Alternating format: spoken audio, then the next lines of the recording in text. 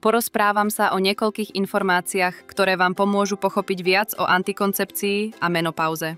Počas tohto videa môžem použiť slová, ktoré nepoznáte a zapamätajte si, že ak máte nejaké obavy o svoje zdravie, porozprávajte sa so zdravotníckym pracovníkom. Potrebujem antikoncepciu v perimenopauze? Rýchla odpoveď je áno, dosť možno a ja vás prevediem tým, čo to pre vás môže znamenať. Odporúča sa pokračovať v antikoncepcii až do veku 55 rokov.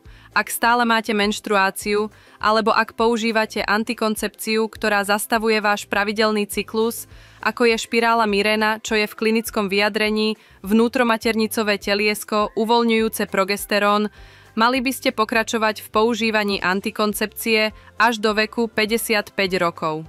Ak ešte stále môžete prestať užívať antikoncepciu, môžete prestať užívať antikoncepciu. Extrémne nízka. Ako je to teda so ženami do 55 rokov? Ak používate nehormonálnu antikoncepciu, niečo, čo neovplyvňuje vašu menštruáciu, ako je medená špirála alebo kondómy, musíte mať 2 roky bez krvácania, ak máte menej ako 50 rokov. Ak máte viac ako 50 rokov, potom musíte 1 rok nekrvácať a potom môžete antikoncepciu vysadiť. Na potvrdenie menopauzy existuje krvný test, ktorý sa nazýva FSH alebo folikuly stimulujúci hormón.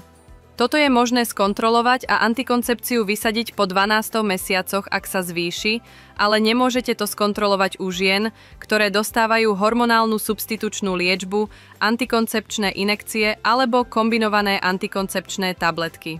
Aké druhy antikoncepcie môžem používať v perimenopauze a menopauze? Väčšina antikoncepčných prostriedkov, vrátane iba progesterónovej tablety, špirál a implantátu, môže pokračovať do 55 rokov. Výnimkou je kombinovaná hormonálna antikoncepčná tabletka. Toto sa musí zastaviť v 50 a antikoncepčná injekcia Depo-Provera sa má používať opatrne u žien nad 50 rokov, pretože sa predpokladá, že môže ovplyvniť zdravie kostí.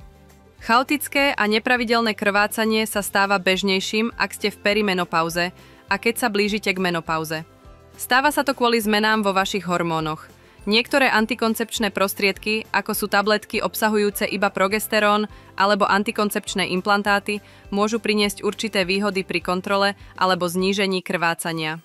Zariadenie nazývané cievka Mirena je veľmi účinné pri kontrole a znižovaní krvácania. Poskytuje účinnú antikoncepciu a môže sa použiť